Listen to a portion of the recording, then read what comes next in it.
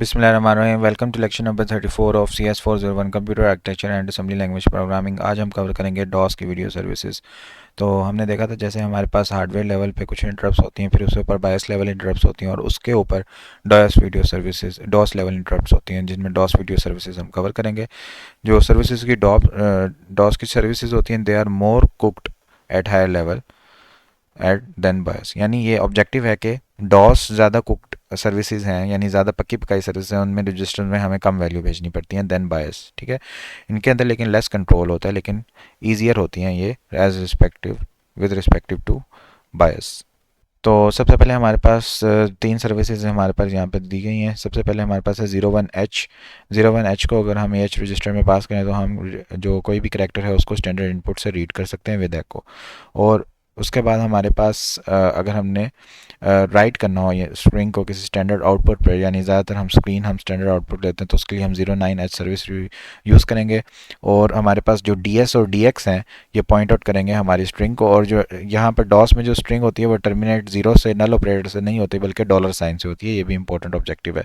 जो हमारे पास अगर हमने एज अ बफर्ड इनपुट लेनी हो तो हम 0AH सर्विस यूज़ करते हैं, और DS DX में हमारी डॉस बफर इनपुट आती है। यह भी बहुत इंपॉर्टेंट ऑब्जेक्टिव है कि कौन सा सेगमेंट और कौन से रजिस्टर ऑफसेट में हमारे पास डेस्टिनेशन में हमारे पास आती है। तो यह है DS DX, जिसके अंदर हमारी डॉस इनपुट बफर आती है। तो डॉस पर इनपुट बफर का जो वो है फॉर्मेट है वो स्पेशल है। कैसे कि फर्स्ट बाइट जो है उसके अंदर मैक्सिमम करेक्टर आते हैं। ठीक है, जैसे अगर हम इसको इस तरह देखें तो यहाँ पर हमारे पास मैक्सिमम करेक्टर आएंगे कि मैक्सिमम हम इसके अंदर कितने करेक्टर स्टोर कर सकते हैं। सेकंड बाइट है, ये टोटल नंबर ऑफ करेक्टर्स बता देती है हमें कि कितने करेक्टर अभी स्टोर किए गए हैं, यानी मैक्सिमम हमें लिमिट बता रही है, लेकिन करंट करेक्टर कितने स्टोर किए गए हैं ये हमें बता रहा होता है सेकंड बाइट। इससे आगे हमारे रियल करेक्टर्स यानी रियल स्ट्रिंग जो होती है वो स्टोर हो रही होती है। यहाँ पे अगर मैं 5 करेक्टर स्टोर कर दूँ तो ये मेरे यहाँ पे स्टोर होंगे, लेकिन मैक्सिमम जो लेंथ है वो तो कितनी भी हो सकती है, 80 भी हो सकती है, 100 भी हो सकती है। ठीक है, तो अब यहाँ पर हम एक एग्जांपल देख लेते हैं कोड की। तो सबसे पहले हम यहाँ पे क्या कर रहे हैं कि हमारे पास 3 डाटा सेगमेंट के अंदर स्ट्रिंग्स डिक्लेयर हो रही हैं। ठीक है, सबसे पहले हम मैक्स लेंथ रख रहे हैं जो उसकी सबसे पहली वैल्यू होगी। ठीक है, उसके बाद हमारा मैसेज है, जो डिफ़ॉल्ट एक मैसेज है, जिस मैसेज की जो लेंथ है वो डिफाइंड है और वो मैसेज भी डिफाइंड है।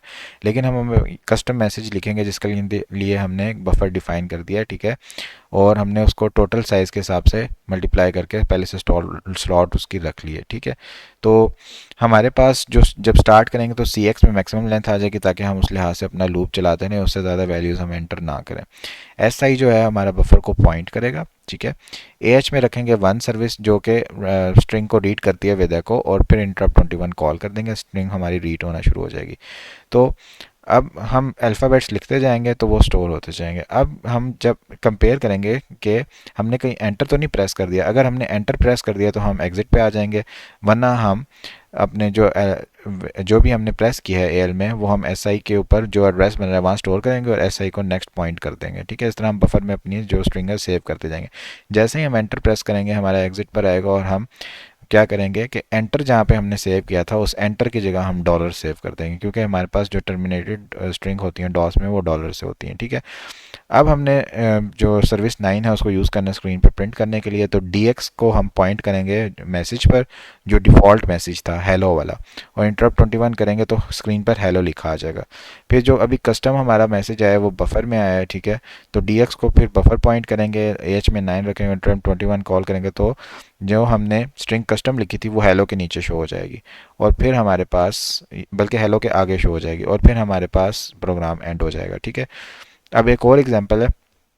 यहाँ पे क्या हो रहा है कि हम इकट्ठी मतलब पहले तो हम क्या कर रहे थे, step by step character by character input ले रहे थे, अब हम बफर्ड इनपुट लेंगे। ठीक है, तो यहाँ पे क्या करेंगे हम कि उसी तरह हमने मैसेज जो है वो डिक्लेयर कर दिया, हमारा जो मैसेज था उसके एंड पर डॉलर का साइन भी इंसर्टेड है, ये डिफ़ॉल्ट मैसेज है। अब बफर हम साइज़ रखे हैं, पहले में मैक्सिमम साइज़ आता है 80, और नेक्स्ट जो हमारे पास बाइट होती है बताती है करंट एलिमेंट्स कितने हैं, वो हमने डिफ़ॉल्ट अभी 0 रख लिया, और फिर उसके बाद हमने अपनी स्ट्रिंग वो साइज़ रख लिया जहाँ पे हमारे स्ट्रिंग स्टार्ट होंगे। ठीक है, तो यहाँ पर हमारे पास ये है कि हमने DX को पॉइंट किया बफर पे और अपनी वो 0A वाली सर्विस कॉल कर दी। 0A वाली सर्विस कौन सी थी, वो थर्ड सर्विस थी हमारी जो बफर्ड इनपुट लेती है। ठीक है, तो हम यहाँ पर क्या करेंगे, बफर इनपुट लेंगे, तो ये वाली सर्विस तब तक चलती रहेगी जब तक हमारा एंटर प्रेस नहीं होता। जैसे ही हमारा एंटर प्रेस होगा ये सर्विस रुक जाएगी। ठीक है, उसके बाद हम बी एच में 0 मूव करेंगे, ठीक है, और बी एल के अंदर बफर +1 रखेंगे, ठीक है। यानी ये एक्चुअल साइज हमारा सेकंड स्लॉट पे पड़ा हुआ था। जैसे 0 स्लॉट पे हमारे पास मैक्सिमम वैल्यू पड़ी है, 1 पे भी एक्चुअल साइज है जो करंट है, तो वो एक्चुअल साइज हम सेव करेंगे बीएल में। अब इस जगह पर हमारे पास एंटर पड़ा हुआ होगा, ठीक है, एक्चुअल साइज वाले इंडेक्स के ऊपर। तो हम क्या करेंगे, बफर+2 और एक्चुअल जो हमारा स्ट्रिंग का साइज है उस पर एंटर की जगह हम डॉलर सेव करेंगे, क्योंकि हमने डॉलर टर्मिनेटेड स्ट्रिंग करनी है, ठीक है। फिर हमारा जो डिफ़ॉल्ट मैसेज था वही पिछला कोड वाली चीज़ है कि dx को उस पर पॉइंट करेंगे, सर्विस 9 कॉल करेंगे, ट्रम्प 21 कॉल होगी तो हेलो लिखा आ जाएगा, ठीक है। उसके बाद जब हम बफर+2 जहाँ से हमारी स्ट्रिंग स्टार्ट हो रही है वो पॉइंट करेंगे dx में और 9 कॉल करेंगे तो हमारी जो बफर्ड इनपुट थी वो यहाँ पर प्रिंट हो जाएगी, और उसके बाद हमारा प्रोग्राम जो है वो यहाँ पर टर्मिनेट हो जाएगा। अच्छा, अब हमारे पास इन दोनों मैसेजेस के दरमियान जो है वो कोई गैप नहीं आएगा, ठीक है।